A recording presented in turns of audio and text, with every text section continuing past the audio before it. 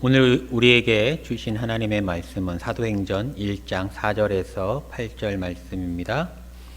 사도와 함께 모이사 그들에게 분부하여 이르시되 예루살렘을 떠나지 말고 내게서 들은 바 아버지께서 약속하신 것을 기다리라.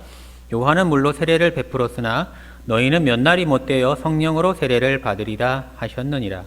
그들이 모였을 때에 예수께 여쭈어 이르되 주께서 이스라엘 나라를 회복하심이 이때이니까 하니 이르시되 때와 시기는 아버지께서 자기의 권한에 두셨으니 너희가 알 바 아니요 오직 성령이 너희에게 임하시면 너희가 권능을 받고 예루살렘과 온 유대와 사마리아와 땅끝까지 이르러 내 증인이 되리라 하시니라. 사람에게 알 수 없는 힘이 더해지면 놀라운 일을 하게 됩니다. 내 내부의 힘이 아니고 어떠한 놀라운 힘이 이렇게 생기면은 놀라운 일을 한다는 것이죠. 독일의 역도 선수 슈타이너라는 사람이 베이지 올림픽에서 금메달을 땄습니다. 그가 시상식 때 사진을 보니까 한 여성의 사진을 이렇게 같이 들고 올라왔습니다. 그 여성은 누구냐 하면은 그 슈타이너 선수의 부인입니다. 그 선수가 올림픽 출전하기 전에 그 부인이 교통사고로 죽게 되는 그런 아픔을 겪게 되는데 그 선수가 그 영정묘에 가서 약속을 합니다. 내가 금메달 꼭 따고 올게. 금메달을 따서 선물로 줄게. 사랑하는 당신에게 선물을 줄게. 이런 약속을 했는데 그 사람이 실력이 좋은 선수가 아니었거든요. 그러니까 안 되는 겁니다. 러시아 선수가 아주 우승 후보였는데 압도적인 차로 뒤처지게 됩니다. 그러나 슈타이너는 포기하지 않고 자신이 들었던 최고 기록보다 무려 11kg를 더해서 258kg를 신청합니다. 전 역도에 대해서 잘 모르지만 그 기사를 보니까 그 역도에서 불가능한 일이랍니다. 거의 그것은 확률상. 사람들 기대도 안 하고 이제 마지막으로 이제 용 쓰는구나, 악 쓰는구나 이렇게 얘기하는 거죠. 근데 이 사람이 그것을 드러냅니다. 자신의 한기치보다 11kg를 더 드러냅니다. 그래서 1kg 차이로 베이징 올림픽 금메달을 땄습니다. 아내에 대한 사랑으로 놀라운 일을 한 것이죠. 그 아내에 대한 힘이 그런 놀라운 결과를 이뤄낸 겁니다. 그 삶의 어려움을 대하는 두 가지 태도가 있습니다. 하나는 피하는 것이고 하나는 힘을 길러 이겨내는 겁니다. 피하는 것은 아무것도 안 하는 거, 핑계만 대는 거, 자꾸 뒤로 미루는 거, 두려워하는 거, 이것이 피하는 거고, 힘을 기르는 것은 뭐라도 해보는 겁니다. 뭐라도. 가만히 있는 것보다 나은 거죠. 될 수 있는 이유를 찾아보고 자꾸 시도하는 거, 당장 하는 거, 미루지 않고, 피하지 않고 맞서는 거, 이런 것이 힘을 길러서 이겨내는 겁니다. 오늘 본문에는 예수님의 명령이 나옵니다. 분부가 나옵니다. 오늘 말씀을 통해서 고난의 자리에 서 있는 우리에게 울림이 있기를 소망합니다. 오늘 말씀을 통해서 고난을 피하는 인생 아니고 능히 이겨내는 권능 있는 삶 살아가기를 소망합니다. 예수님께서 부활하신 후에 사도들과 모였습니다. 곧 승천하시는데 그 어간에 그 사이에 사도들에게 분부하십니다. 4절 말씀. 사도와 함께 모이사 그들에게 분부하여 이르시되 예루살렘을 떠나지 말고 내게서 들은 바 아버지께서 약속하신 것을 기다리라. 예수님께서 사도들에게 예루살렘 떠나지 말아라. 나 승천해가지고 사라지더라도 너희들 예루살렘에 남아라. 그리고 기다려라. 아버지께서 약속하신 것을 기다려라. 이 말은 무엇입니까? 제자들이 예수님이 승천하시면은 예루살렘을 떠나려는 계획이 있었다는 것입니다. 근데 그 제자들이 왜 예루살렘을 떠나려고 했는가? 첫 번째는 두려워서입니다. 두려워서. 예루살렘에서 예수님께서 십자가에 못 박혀 죽으시고 많은 종교 지도자들이 이제 제자들을 찾아다닐 거 아니겠어요?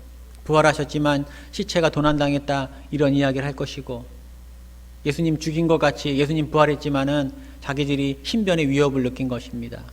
예루살렘을 떠나려고 했는 것이죠. 두 번째는 굳이 예루살렘에 남아 있을 이유가 없는 게 그들의 고향은 대부분 갈릴리였습니다. 그러니까 예루살렘에 굳이 체류 비용이 들면서 있을 이유가 없는 것이죠.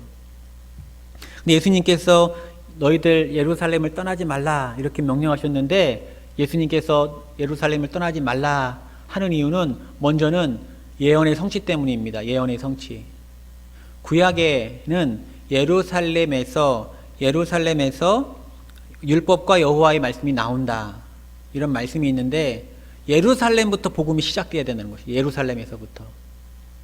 이사야 2장 3절에 많은 백성이 가며 이르기를 오라 우리가 여호와의 산에 오르며 야곱의 하나님의 전에 이르자 그가 그의 길을 우리에게 가르칠 것이라 우리가 그 길로 행하려 하리니 이는 율법이 시온에서부터 나올 것이요 여호와의 말씀이 예루살렘에서부터 나올 것임이니라.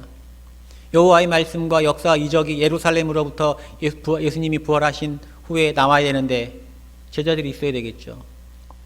미가 4장 2절 곧 많은 이방 사람들이 가며 이르기를 오라 우리가 여호와의 산에 올라가서 야곱의 하나님의 전에 이르자 그가 그의 도를 가지고 우리에게 가르치실 것이니라. 우리가 그의 길로 행하려 하리니 이는 율법이 시온에서부터 나올 것이요 여호와의 말씀이 예루살렘에서부터 나올 것임이라. 예언된 말씀이 성취되기 위해서 내가 너희들을 통해서 구약의 말씀을 성취하리라, 이런 말입니다. 제자들은 좀 두려워하고 있지만은. 두 번째는 사단에 대한 승리이기 때문입니다. 지금 제자들이 예루살렘을 떠나는 이유는 예루살렘에 있으면 신변의 위협을 받아서 두렵기 때문인데, 오히려 그 장소가 역사의 현장이 되어야 된다는 거예요. 예수님 입장에서는. 예수님 말씀은 너희들이 두려워하는 그 장소가 하나님의 역사가 충만한 장소가 될 것이다. 사단에 대한 승리를 선언한다. 고난의 장소가 아니요 승리의 장소가 될 것이다. 예루살렘에 머물러라. 그러면은 그들이 예루살렘에서 기다리면 어떻게 됩니까? 예수님께서 말씀하신 것처럼 아버지께서 약속하신 것을 받게 됩니다. 그게 무엇입니까? 성령. 아버지께서 약속하신 것. 예수님이 승천하시고 예루살렘에 남아있는 자들에게, 사모하는 자들에게, 기다리는 자들에게 주는 것은 성령. 기다리면 성령이 임하여 권능을 받게 됩니다. 8절 말씀. 오직 성령이 너희에게 임하시면 너희가 권능을 받고 예루살렘과 온 유대와 사마리아와 땅끝까지 이르러 내 증인이 되리라 하시니라. 지금 제자들은 두려워서 예루살렘을 떠나려고 하는데 어떻게 됩니까? 내 증인이 된다는 거예요. 내 증인이 되리라. 지금 제자들은 예수님의 증인이 될 수 없습니다. 그만큼 나약합니다. 두려워합니다. 피하려고 합니다. 고난에 맞서지 않고 피하려고 합니다. 두려운 마음이 예루살렘 떠나려고 하는데 오히려 예루살렘에서부터 증인이 된다는 거예요. 사도들이. 어떻게? 자신의 힘이 아닙니다. 권능을 받아서. 자신의 힘이 아니라 성령이 주어지는 권능을 받아서. 권능을 어떻게 받습니까? 성령이 임하실 때. 자신의 힘이 아니라는 것이죠. 예루살렘에 남아서 성령을 받게 되면 그 성령이 권능이 된다는 거예요. 그래서 증인이 될 수 있다는 것입니다. 한마디로 예수님의 명령을 지킬 때에 성령이 임하고 그 성령은 나약했던 제자들에게 강력한 증인이 될 힘을 부어준다는 겁니다. 그래서 그 장소, 두려움의 장소, 떠나고 싶은 장소, 피하고 싶었던 장소, 예루살렘이 권능의 장소, 복음의 시발점이 되는 장소, 복음의 역사가 꽃피우는 장소가 된다는 것입니다. 그래서 그들이 어떻게 합니까? 예수님의 명령을 듣고 사모하며 기다렸습니다. 사도행전 1장 13절 14절 말씀. 들어가 그들이 요한은 다락방으로 올라가니 베드로, 요한, 야고보, 안드레와 빌립, 도마와 바들로메, 마테와 및 알페오의 아들 야고보, 셀로신 시몬, 야고보의 아들 유다가 다 거기 있어. 그들이 다 모였습니다. 사도들이 다 모였습니다.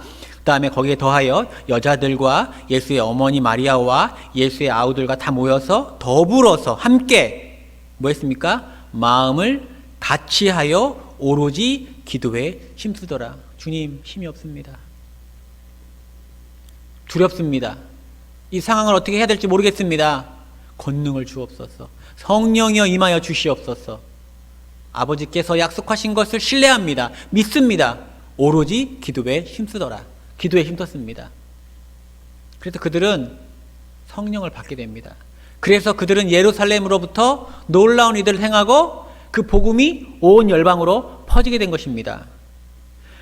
사도행전 1장 8절 말씀처럼 예루살렘으로 시작된 복음은 온 유대와 사마리아와 땅끝까지 이르러 전파되게 됩니다. 그것을 기록한 것이 사도행전입니다. 우리가 앞으로 계속 사도행전을 묵상할 것인데요. 할렐루야, 할렐루야. 삶의 어려움을 대하는 그리스도인들의 자세는 바로 피하지 않고 주님께 권능을 입는 것입니다. 권능 어떻게 입습니까? 내 힘 아닙니다. 그냥 고난의 자리에 머물러 있다고 해서 그 고난이 사라지는 거 아닙니다. 두려움이 사라지는 것이 아닙니다.